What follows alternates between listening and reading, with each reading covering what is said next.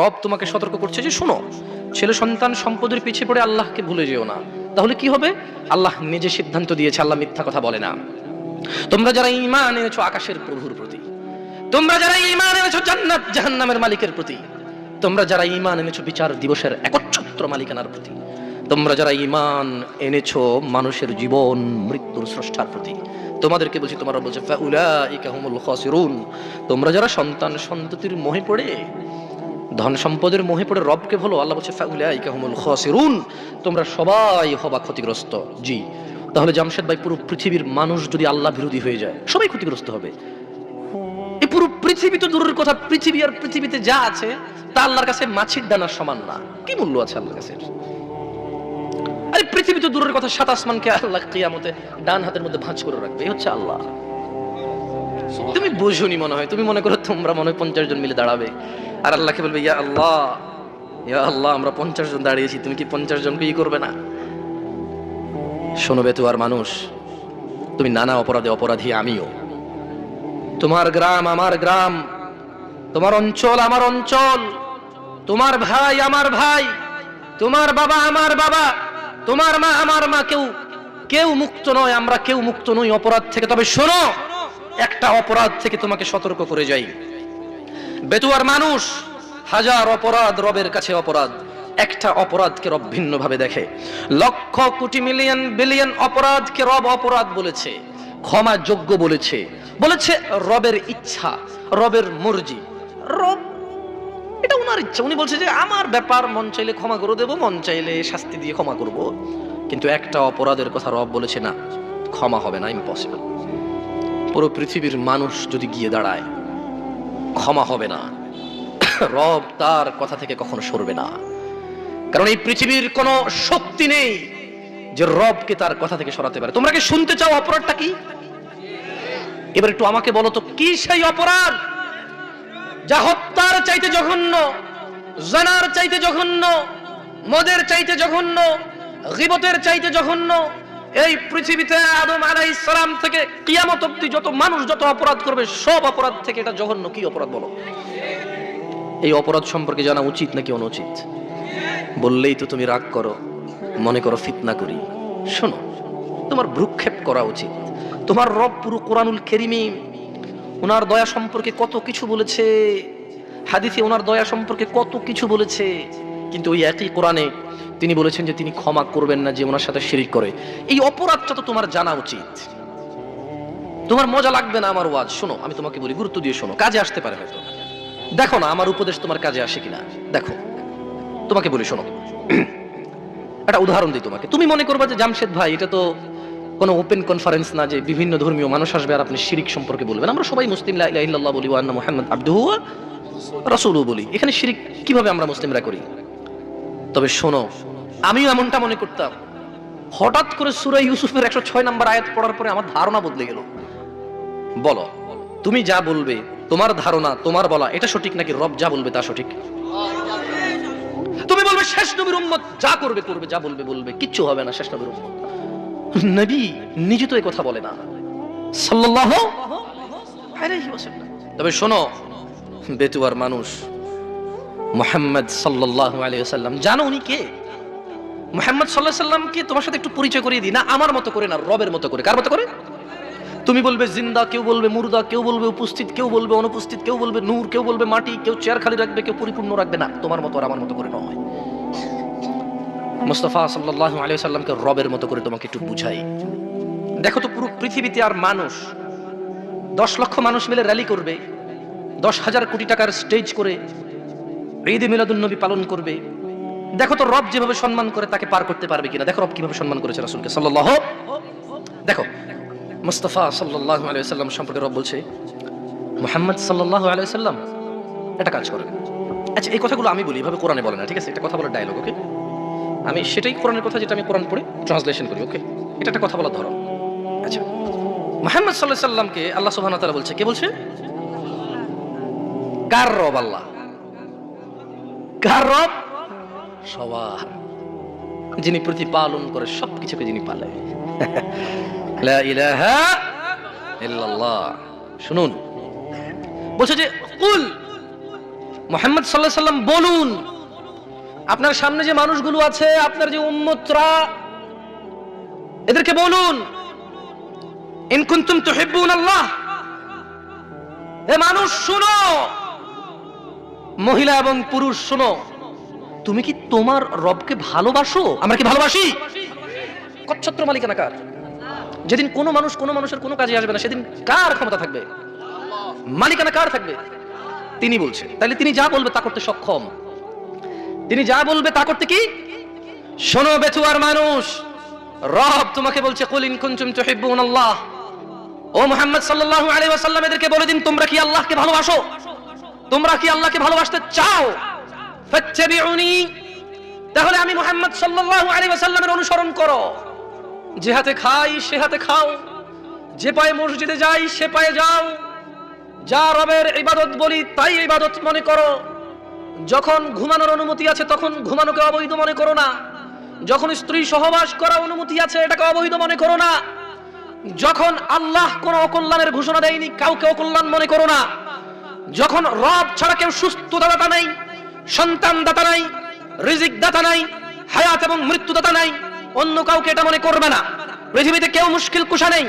শোনো মানুষ, যদি রবের ভালোবাসা পেতে চাও, যদি রবকে ভালোবাসতে চাও, তবে শোনো, ফাত্তাবিউনি, তাহলে আমি মুহাম্মদ সাল্লাল্লাহু আলাইহি ওয়াসাল্লামের অনুসরণ করো। যেভাবে নামাজ পড়েছি সেভাবে পড়ো, যেভাবে হজ করেছি সেভাবে করো। না, মানুষ দিয়ে মানুষকে যাচাই আর করা যাবে না। এই পৃথিবীতে কোরআন ও হাদিস কোনো বিলুপ্ত প্রাণী নয়, যা চিড়িয়াখানায় পাওয়া যায়। এই পৃথিবীতে কোরআন ও হাদিস প্রত্যেক মসজিদে অথবা লাইব্রেরিতে পাওয়া যায়। সময় এসেছে মানুষ নিজে যতটুকু পারো ততটুকু পড়ো, যতটুকু পারো না ততটুকু শেখো। মানুষ আর ফাঁকি দিও না নিজেকে, মানুষ নিজের আখিরাতকে আর নষ্ট করো না। তুমি সুসংবাদ নাও, আল্লাহ তোমাকে ভালোবাসবে যদি তুমি মুহাম্মদ সাল্লাল্লাহু আলাইহি ওয়াসাল্লামের অনুসরণ করো। তিনি বলছেন, ইউহিব্বুকুমুল্লাহ, আল্লাহ নিজে তোমাদেরকে ভালোবাসবে। আমার কথা কি স্পষ্ট শোনা যায়? কোনো অসুবিধা হয়? আচ্ছা, আল্লাহ ভালোবাসবে কি করলে? অনুসরণ করলে। বলো তো তুমি 20টা সুন্নতের নাম বলা লাগবে না, কাজ বলো যেটা মানে এটা করা সুন্নাহ। যেমন ডান হাতে খাওয়া সুন্নাহ, ডান পায়ে মসজিদে প্রবেশ করা সুন্নাহ, বাম পায়ে টয়লেটে প্রবেশ করা সুন্নাহ, দাড়ি রাখা সুন্নাহ, টাকনুর উপরে প্যান্ট কাপড় পরা সুন্নাহ এবং ওয়াজিব। অনেক বড় গুনাহ, সুন্নাহ, ঠিক আছে? এভাবে ধরো তুমি বলতে পারো যে কাউকে দেখে মুচকি হাসা সুন্নাহ, রাসূল সাল্লাল্লাহু আলাইহি ওয়াসাল্লাম বলেছে সাদাকা, সালাম দেওয়া সুন্নাহ।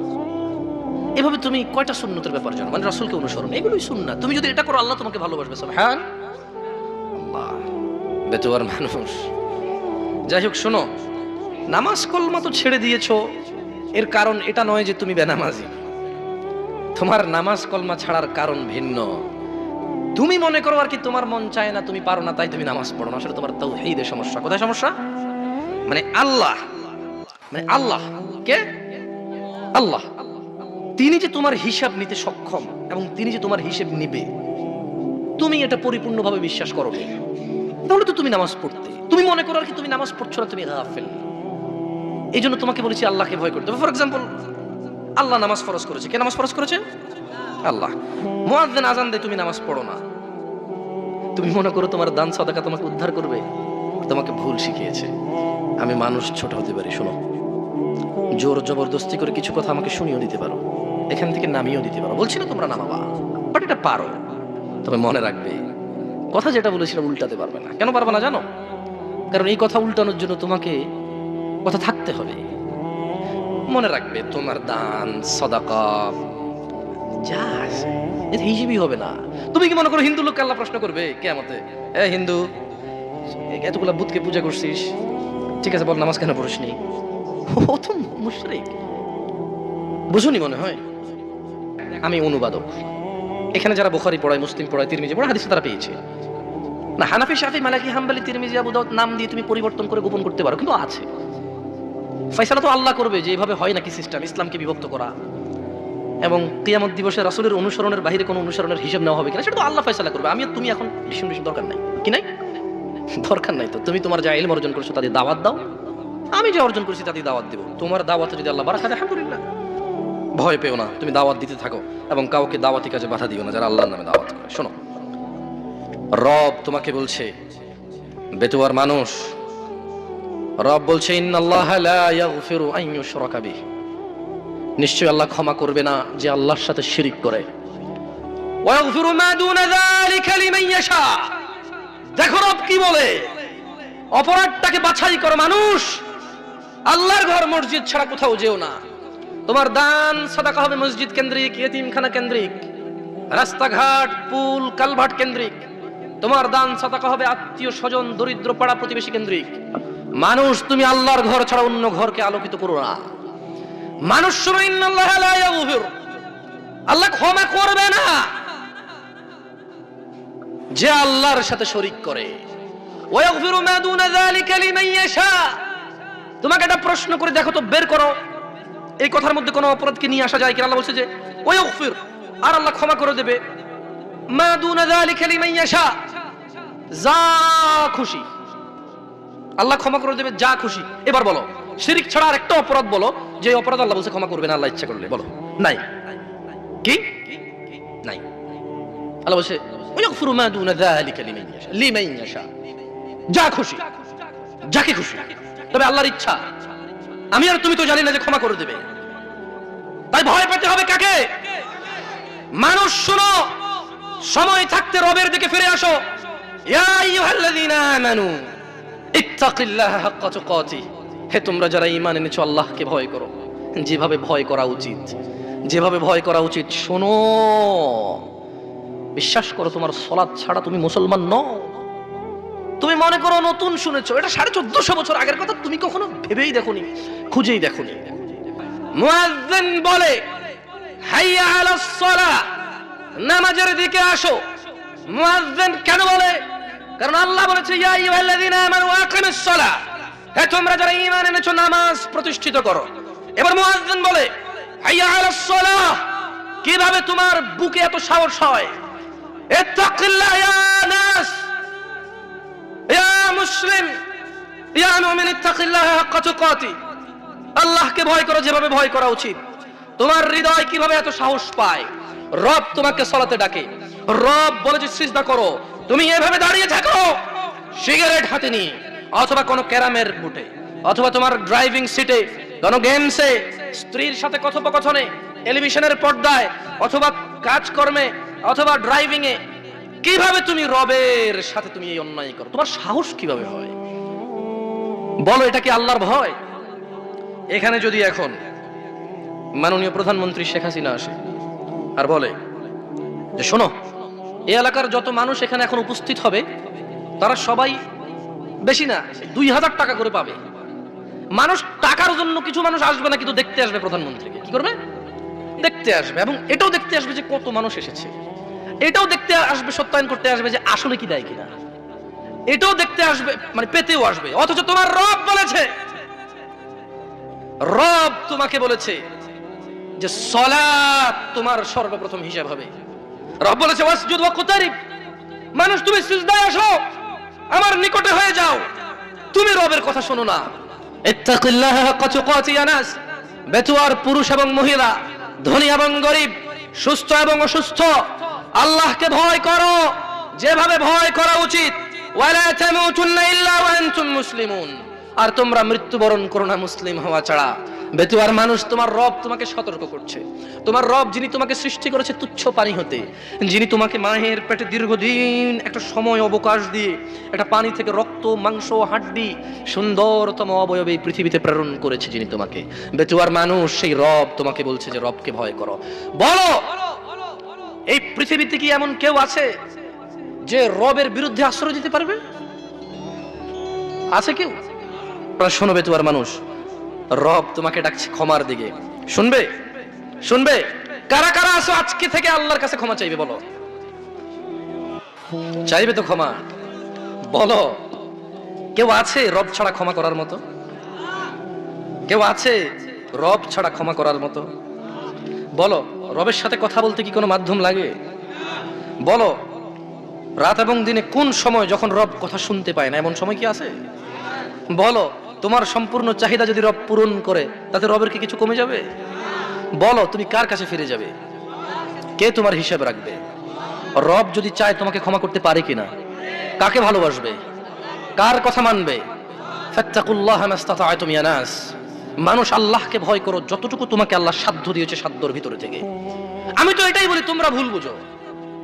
তোমরা মনে করো আমি সরকারের দালাল, তোমরা এরকম মনে করো যে আমি ওয়াহাবি লামাজ, কি কি তোমরা বলো। সত্যি বলতে আমি সৌদি আরবে বড় হয়েছি, এদেশে আসার আগে নামও শুনিনি এগুলার। আল্লাহ সাক্ষী, আমি নামও শুনিনি।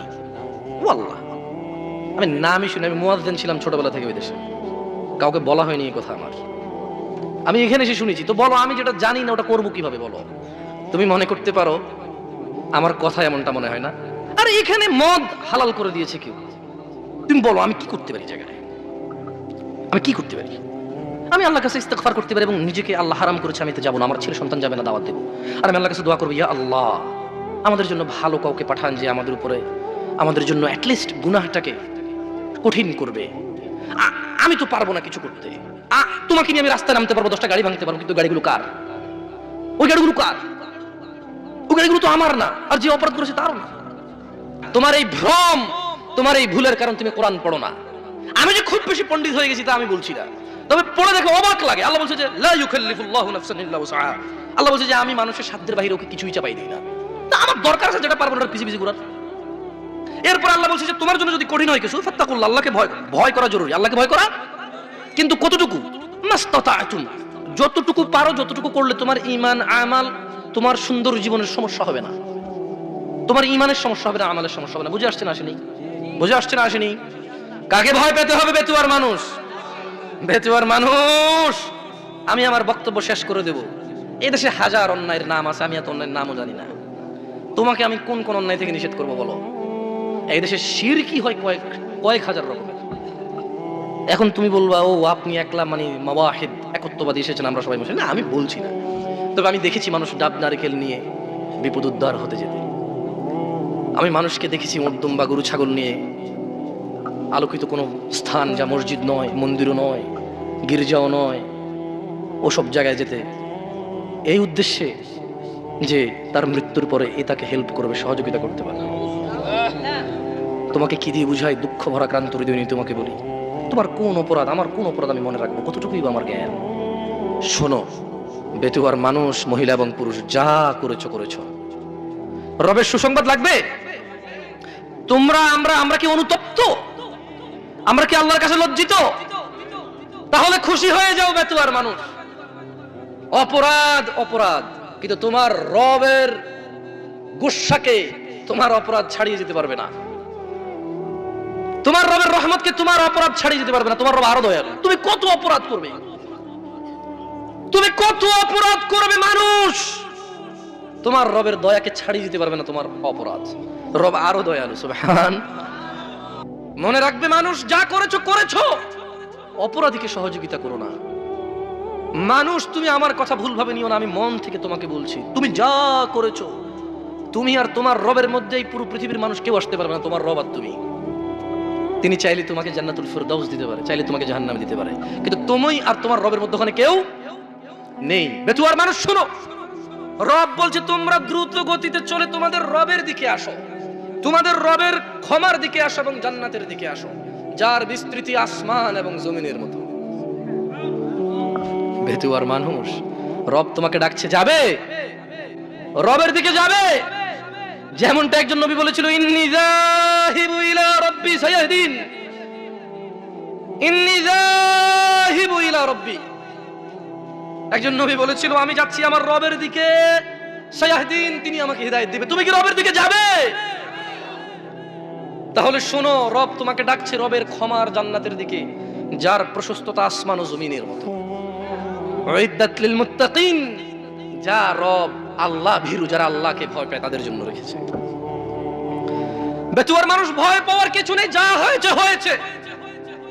2022 ফেব্রুয়ারি 19 রাতে 10টার মতো বাজে। এখান থেকে ক্ষমা চাও। তোমার অপরাধ যাই হোক, তোমার রব অক্ষম নন তোমাকে ক্ষমা করতে। তোমার রব কঠোর নয়। তিনি বলছেন, কুল ইয়া ইবাদিয়াল্লাযীনা আসরাফু আলা আনফুসিহিম লা তাকনাতু মির রাহমাতিল্লাহ। মুহাম্মদ সাল্লাল্লাহু আলাইহি ওয়াসাল্লাম বলুন, হে আমার বান্দাগণ, তোমরা যারা নিজেদের উপর জুলুম করেছো, বিদেশে গিয়ে নষ্টামি করেছো, দেশে নষ্টামি করেছো, ক্ষমতা, টাকা পয়সা, আবির্ভাব অথবা নিম্ন শ্রেণীর লুকিয়ে, মানে যার যেভাবে যতটুকু সুযোগ আছে অন্যায় করার করেছো, আল্লাহ আমাদেরকে ক্ষমা করুন। বুঝাতে পারছি না, পারিনি হালকা করে? শোনো বেচুয়ার মানুষ, রব বলছে হে মানুষ, তোমরা যারা নিজেদের উপর জুলুম করেছো তোমরা হতাশ হয়ো না রবের দয়া থেকে। ইন্নাল্লাহা ইয়াগফিরুয যুনুব, আল্লাহ ক্ষমা করে দেবে তোমাদের অপরাধ। কয়টা অপরাধ? জামিয়া, যত অপরাধ আছে। তবু কি ক্ষমা চাইবে না মানুষ? তবু কি মুয়াজ্জিনের ডাকে সাড়া দিবে না? তবু কি দাড়ি কাটার আগে চিন্তা করবে না? তবু কি তোমার প্যান্ট পাজামা পরার আগে কোথায় পড়ে আছে সেটা দেখবে না? তবু কি মানুষ মানুষের উপর জুলুম অত্যাচার করা থেকে বিরত হবে না? তবু কি পিতামাতার অবাধ্য হওয়া থেকে বিরত হবে না? তবু কি আল্লাহ দ্রোহিতায় মেতে ওঠা থেকে বিরত হবে না? তবু কি ধন সম্পদ এগুলোকেই প্রাধান্য দিয়ে যাবে? তোমার রব বলছে ইন্নাল্লাহা ইয়াগফিরুয যুনুব, ক্ষমা চাও। কারা কারা আগামীকাল পর্যন্ত বাঁচবে? হাত তোলেন তো। আমি বাঁচবো কিনা আমি জানি না, আমি তুললাম না। কারা কারা আগামীকাল পর্যন্ত বাঁচবেন? তারা তারা হাত তোলেন তো। একজনও নাই। কি কয় আল্লাহ, আমি ভাবছি কেউ না কেউ তো থাকবে হয়তো।